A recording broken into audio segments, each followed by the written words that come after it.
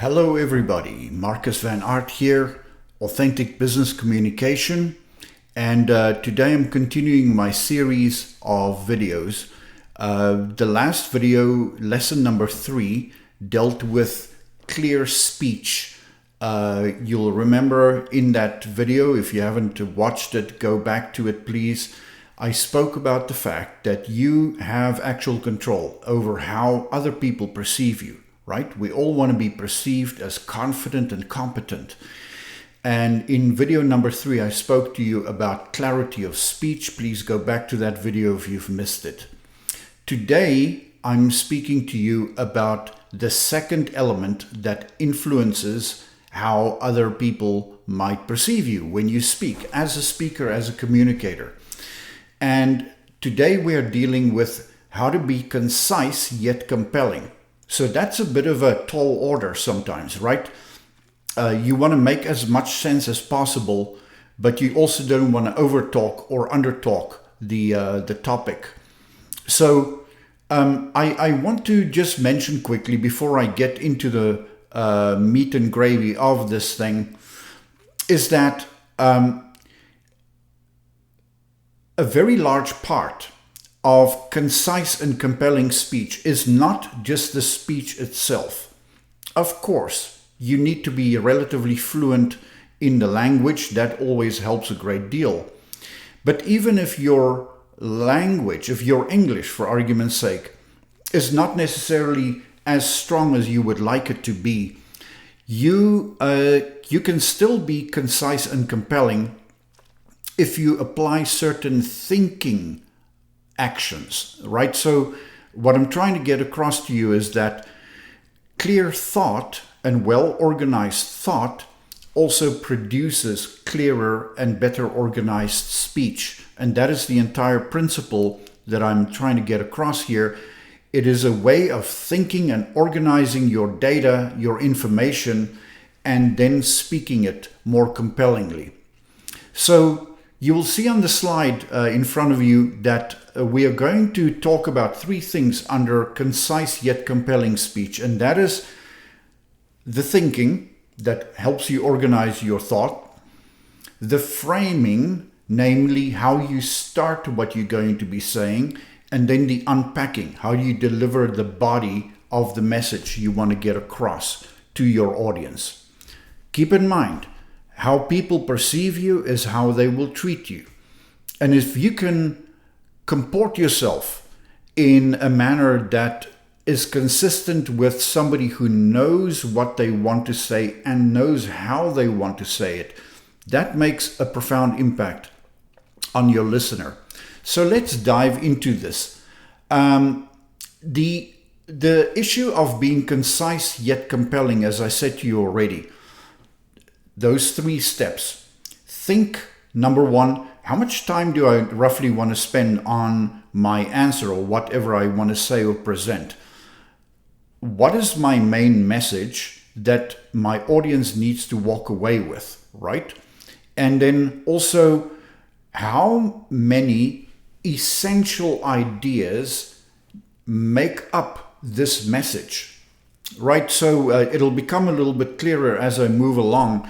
But you've got to understand that a message could be made up of little micro portions. So the second part of concise yet compelling is, how am I going to start? When my mouth opens and words come out, am I going to stumble through my thoughts here? Or do I know exactly how I'm going to start that sentence? And I find that many of my clients really struggle with this, and that is the framing statement, as you can see in the middle part of the purple block on the slide. So the framing statement is getting your mouth moving before you actually deliver the content of the message. So how do I start verbatim?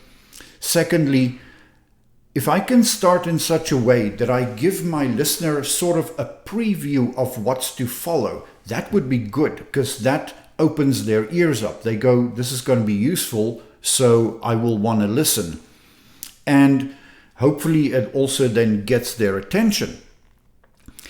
And then the third part of compelling yet concise speech is how you unpack the body of the message.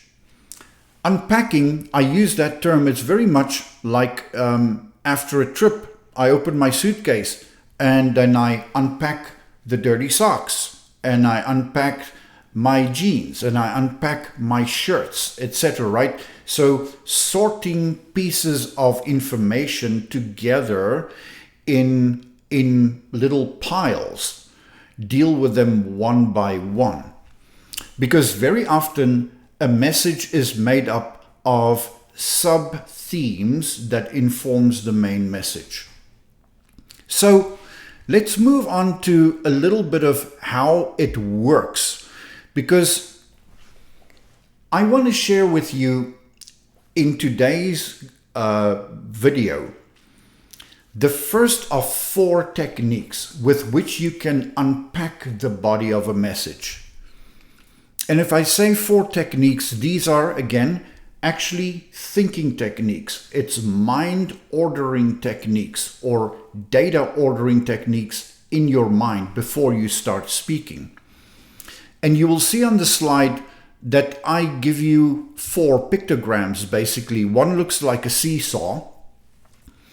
The other one just looks like a triangle.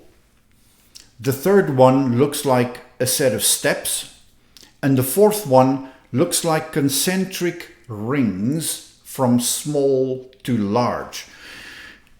And the reason why I share with people a pictogram of, representing the technique is because it is what happens up here. I want to ultimately push you in a direction where when you structure an argument, you think a picture instead of words and sentences. If you think a picture, you know what fits where, because that is a very effective way of structuring ideas, thoughts, etc. Even if you sketch on paper, very often you'll draw a triangle or you'll draw a square and then fill in relevant information. That is what we do as speakers as well. So today, I'm only going to focus on the seesaw and some applications of what the seesaw technique looks like and sound like and how it works. So let's go to the seesaw. Well, how does the seesaw work? Folks, as you can see on the picture, a seesaw basically is a pretty simple device. It can only do this, right? Up, down. So I can unpack my statement or the content that I want to share in a this then that fashion, or a this versus that fashion. Or I can unpack my idea with a first this, now that. So it is taking an idea and breaking it up into 2 comparing or contrasting perspectives on that idea. And I'll share with you a little script later on to clarify that. So let me say somebody asks me a question. Let's take this. They see I've got a new phone. So they say to me, Markus, how do you like that phone? Now I could say to them, it's okay. But that's not a very compelling answer, right? It doesn't really share much about what goes on in my mind when I pick up and look at that phone. I want to give them a more compelling answer. So I can make a framing statement and say, well, to be fair, I've got 2 perspectives on this phone. So that's a framing statement. On the positive side, I love the screen size because my eyes are not what they used to be. And also it has a pretty decent camera in it. So I love it for that. On the downside, I think I paid too much. And you know what? The battery life is not exactly what I'd hoped it to be. Oh, okay. So now I've given you compelling yet concise information about my thoughts about that phone. I spoke for a while, but it was highly structured, right? So you start with an introductory statement always. Do that because it helps you order where you want to go. You tell the person, let me answer you from two perspectives, and then you can break your argument into element 1 and element 2, such as you can see on the slide, either positive versus negative, or pros versus cons, or on the one hand and on the other hand, or apples and oranges, my favorite, my least favorite, what's working well in a project, what can we improve in the project, and so forth. So that is the mechanical operation of a seesaw technique. Now, how it might be used, I already gave a small example with my phone, but I'll give you a few more. So a framing statement might sound something like this: let me answer you from two perspectives. Or, well, there's more than just one approach. Or, let me cover the pros and cons.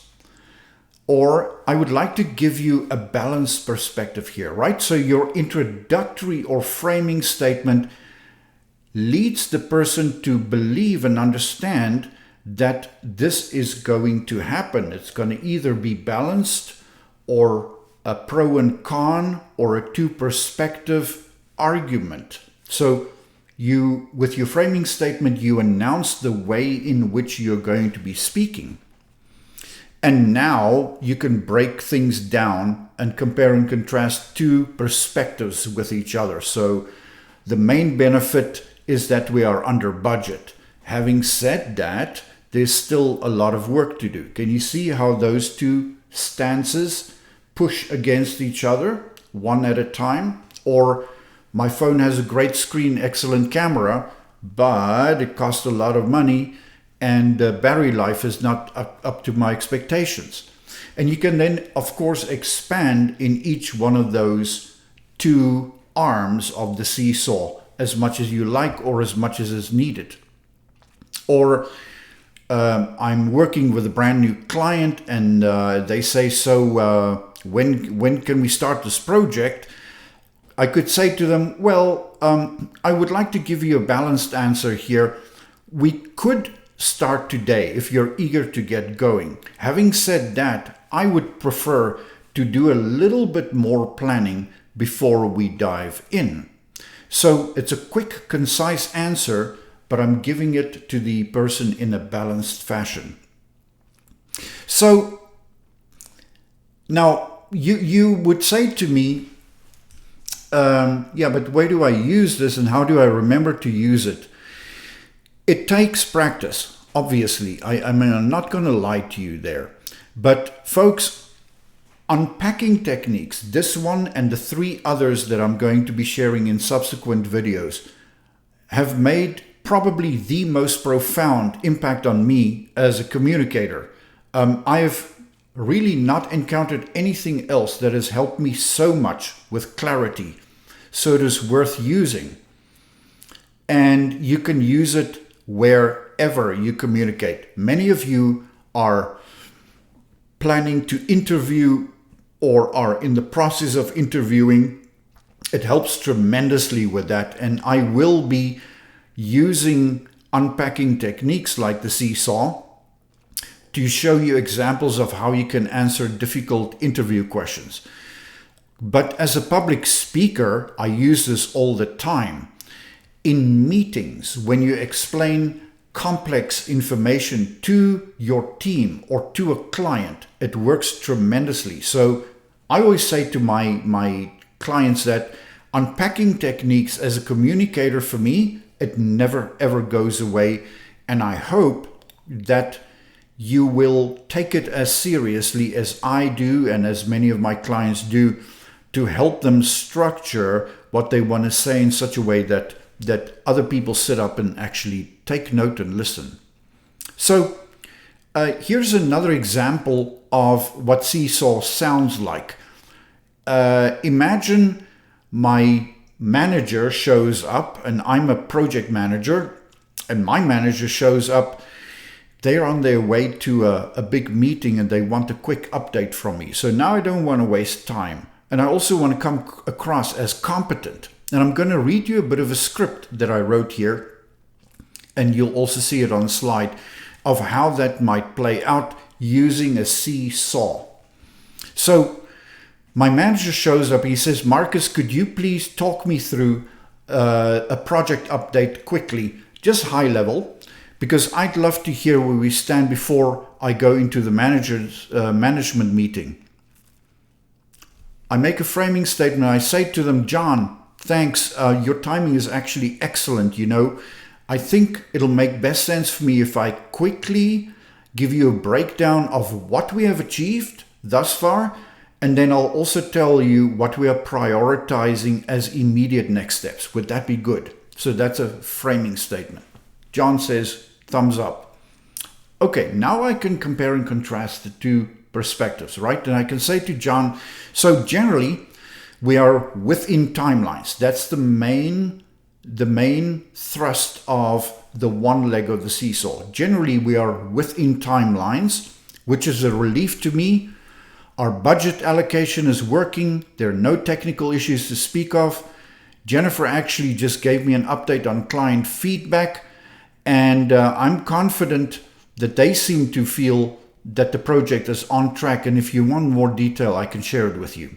So that was the one leg of the seesaw.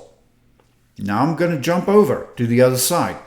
Having said that, there is still some work to do. So that is theme number 2 in my message to John. Theme was 1 was we're within timelines. Theme 2 is there's still much more work to do. For example, the dry run we were planning for next Friday will likely be the majority of my focus for the next 3 days. And additionally, we are putting final refinements together for the slideshow we aim to use, and I'm actually in the process of looking over the content flow. Does that answer your question, John? Right, so let's review just briefly. You have the slide in front of you and you can read it, you can copy it. But the point is, I knew that I wanted to tell John that overall things are going well, right? And that I have things in hand. I have a grip on this project. And in order to convince him that things are going well in general and that I've got a good control over what's happening, I break it down into 2 themes. Here is what's working well right now. We're within timelines and the customer seems happy thus far. Having said that, I know that I need to pay priority attention to certain elements for the next 3 days, and here are the elements. So in a very concise yet compelling fashion, I can really connect with my manager, get a dense amount of information across to them, and not stumble my way through this dense information. So, folks, this is the end of today's little delivery. I hope you find it useful. The seesaw, to my mind, is the simplest of unpacking techniques. And you'll hear me talk about unpacking a lot in subsequent videos. So when it comes to unpacking your ideas in pieces, the seesaw is really simple. It is super effective. And I just want to add something curious. You know, I'm not actually teaching you anything new. I'm actually teaching you something that we use socially all the time. I remember just the other day, I was at an ice cream parlor, obviously socially distanced, etc. And a lady was standing with her young son, and he asked, can I have this one and that one? So she gave him a seesaw answer. She said, no, not both. Let me tell you why quickly. You know, the one that we're going to pick is already going to be great and delicious, and it's big.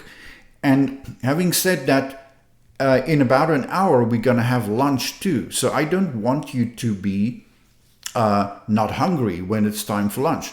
So she told him, one is enough. It's big. It's going to be delicious. Having said that, we're going to have lunch soon.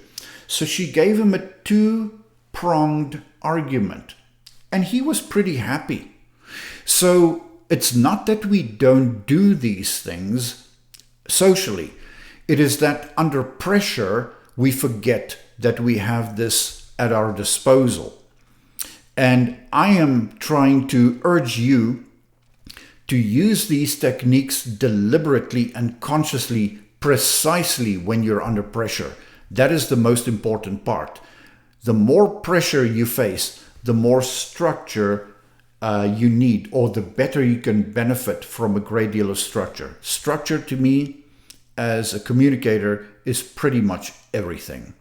Folks, finally, I always ask, and I'm going to continue asking, if you found this useful, please like, please subscribe, and if you're very generous, again, you can share it with those people in your network. I really want to get this content out to as many people as possible. It's not just for me. So with that, I'm going to wish you a great day. Please keep on signing into my channel, and I'll be loading more videos as the days come, probably another one within about 3 days. Thank you so much. Have a great day.